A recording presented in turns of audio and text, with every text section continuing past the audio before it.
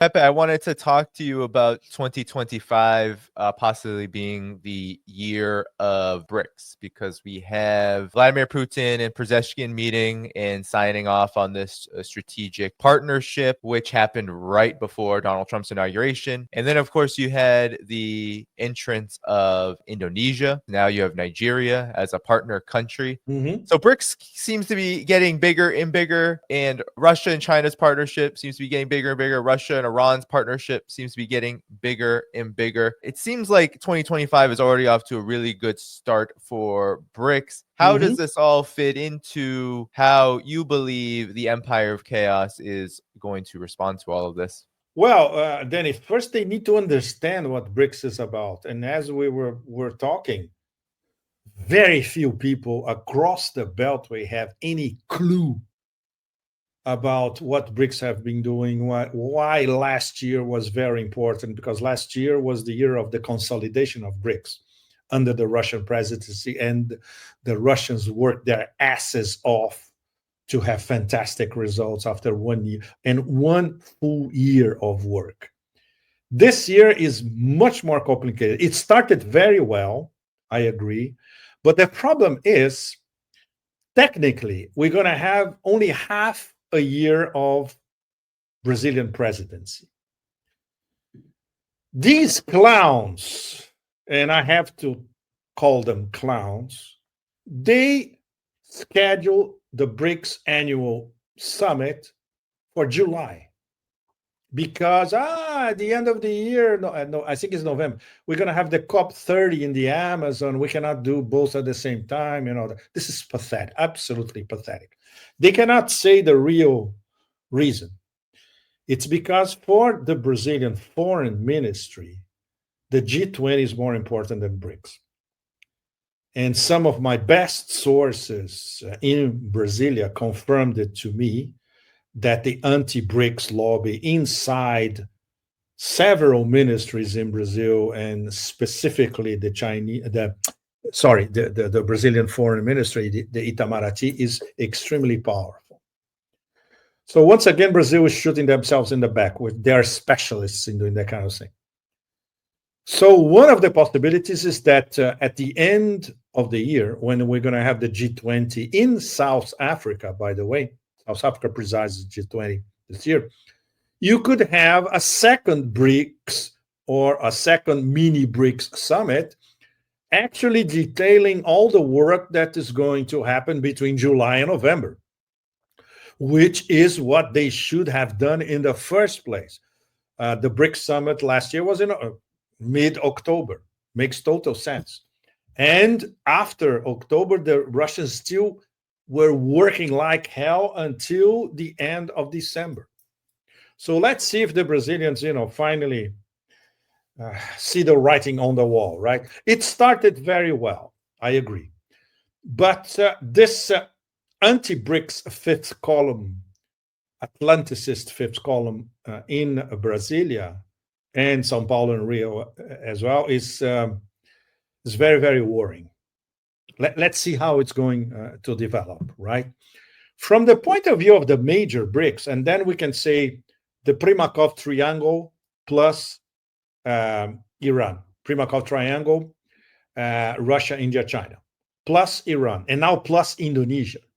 So we have 5 Eurasia and East Asia, Eurasia, big players. They will keep, advancing like high-speed rail. No question about that. And the fact that Indonesia now is also part of suggesting policy and approving policy is very, very important, because this will reverberate across Southeast Asia. The partners will more than welcome. Thailand and Malaysia are now full partners. They will welcome. And Vietnam is on the list. Vietnam is going to be the next full partner. So we're going to have 4 Southeast Asian powerhouses at a very high level within BRICS. So BRICS in Asia, East Asia, Southeast Asia, West Asia because of Iran, and even Central Asia, because don't forget, 2 partners are Central Asians, Kazakhstan and Uzbekistan. So BRICS across Eurasia is going to keep, high-speed rail velocity. The problem will be how the Brazilians are going to understand that, accommodate that, and keep up with the rhythm across Eurasia, right? I'll have a chance to see, I'm going to Southeast Asia after Turkey and Russia. I'm going to Southeast Asia and then to China. So I'll have a chance to talk to the players over there about all that, and I'm sure I'm going to learn a lot of immensely interesting interconnections among the Southeast Asians inside BRICS. And obviously, of course, all that, even if the next Pentagon head has no clue about ASEAN, has a direct influence on how ASEAN is related to China, to India, and to Russia as well. So imagine, Danny, is there anybody among these new appointees of the Trump administration who has any clue about the complexity of these interactions? I doubt it. Sincerely, I doubt it. Maybe some scholar in some think tank has an approximate idea of what's going on. And then we're going to see one of those typical Hudson Institute or Hedge Foundation papers, demonizing ASEAN, of course. As China's stooges or some crap like that. But it's serious. It's a matter, once again, of misinformation and ignorance at the highest level of a new administration. So it's no wonder they're not talking too much about Asia as a whole, right?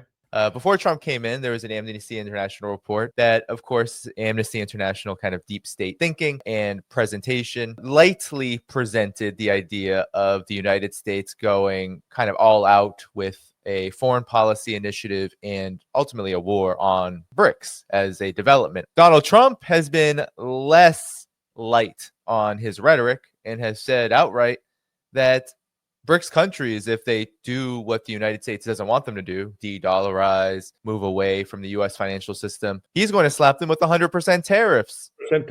Talk to us about what that would actually mean and what exactly is, but really the whole deep state and establishment apparatus. What are they warring against? Well, if he slaps these tariffs, it's very simple. Southeast Asia will stop exporting to the U.S. and they will increase trade among themselves, which is already happening, and increase trade with China, India, Iran, Turkey, the Central Asians, etc. Central Asians, the same thing. They will increase their own geoeconomics with China and with Russia. So it's not that Eurasia as a whole, different parts of Eurasia, they absolutely need the American market. No, not at all. Not at all. And they are solidifying a geoeconomic relationship all across Eurasia where they are literally self-sufficient. They don't need the West, in fact. And that gets really, really serious. They could increase, for instance, trade with African nations. For instance, the port of Mariupol in Donetsk, they are, where they are focusing on in terms of expanding their markets? African nations. See? So this is something that, and now with this new development, and I would say accelerated development of the Caspian, the intra-Caspian trade is going to boomerang with the north-south corridor, And then don't forget, in 2 or 3 years, we're going to have, this is what they are more or less thinking, Rosatom, building the nuclear icebreakers in Russia. I talked to one of their engineers last year at the Vladivostok Forum. It was an amazing conversation. He said, look, maybe in between 2 or 3 years, we can have the full Northern Sea route open with our nuclear icebreakers, plus we are building another 4. They're going to be ready maybe in 4 to 5 until the end of this decade. And then you have the full itinerary of the Northern Sea route open for everybody. So everybody's going to profit from it. Not only China, but Japan, South Korea, everybody. So, you don't need the empire for any of that. So the empire will keep, once again, exploiting the vassals in Europe. But what is the United States buying from Europe nowadays? Not much, apart from luxury products, which goes to the 0.1%. There's not much, And of course, once again, the Western Hemisphere.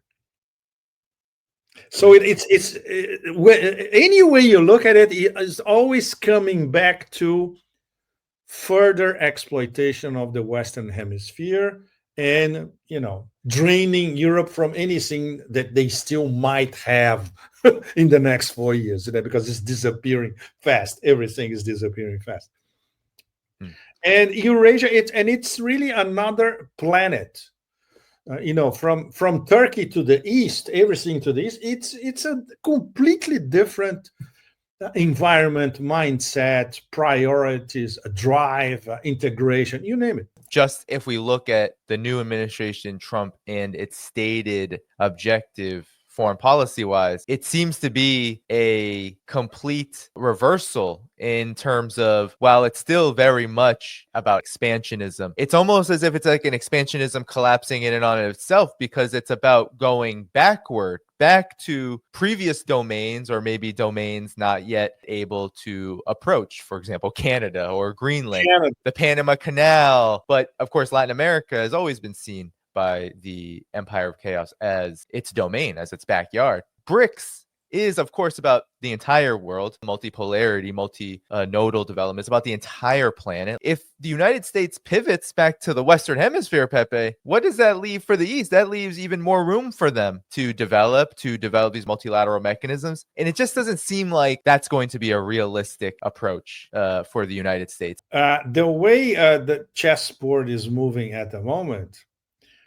it's a mix of both angles, in fact. What's left for the empire to exploit? The Chihuahuas in Europe, their sphere of influence, and the backyard in Latin America. That's it. Is that enough? Of course not. No wonder we have Greenland and Canada back on the map in terms of annexation by whatever means necessary or whatever, because the resource base will at least grow. Oil, gas, water, unexplored minerals, you name it. But that's still not enough, because it is an empire in decline, even though Trump said literally the decline stops now. No, it does not. He's trying to rebrand the decline into a sort of expansionism or exceptionalism 2.0. But without the bulk of Eurasia, this is absolutely impossible. And there's no way the empire can find new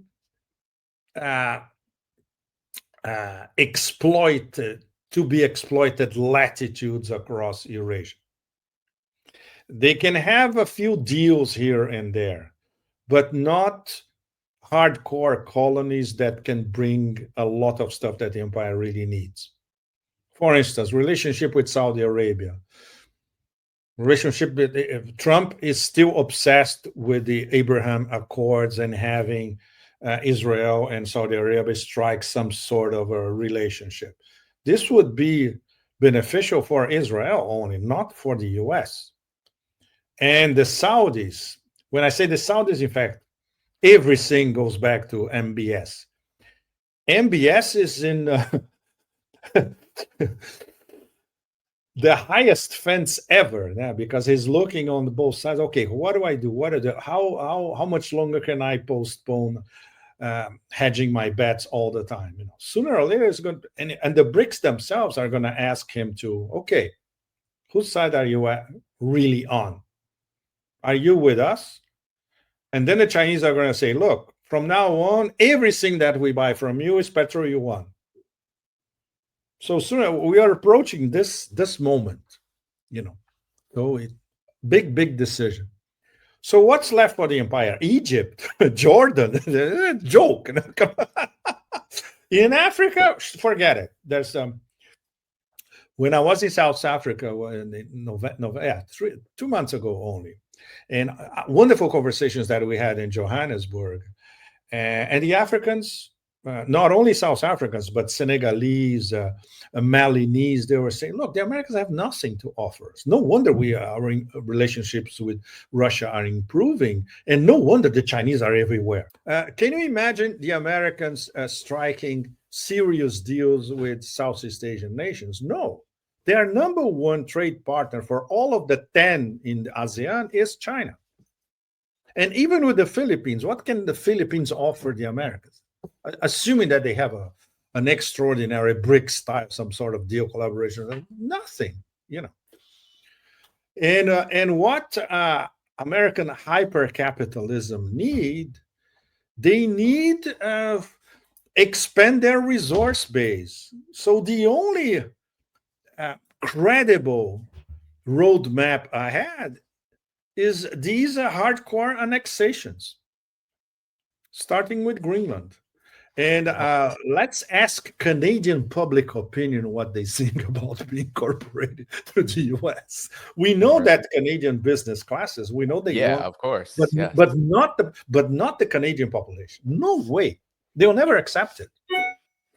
Yeah, they don't want $100,000 medical debt. That's certainly not in their medical debt. That's not in their thing. That's not in their wish list on Amazon. But Pepe, everything that you said reeks of, and this is what Donald Trump, yes, is coming in, thumping chests, looking powerful, making very quick moves in his first what will be the 100 days go around.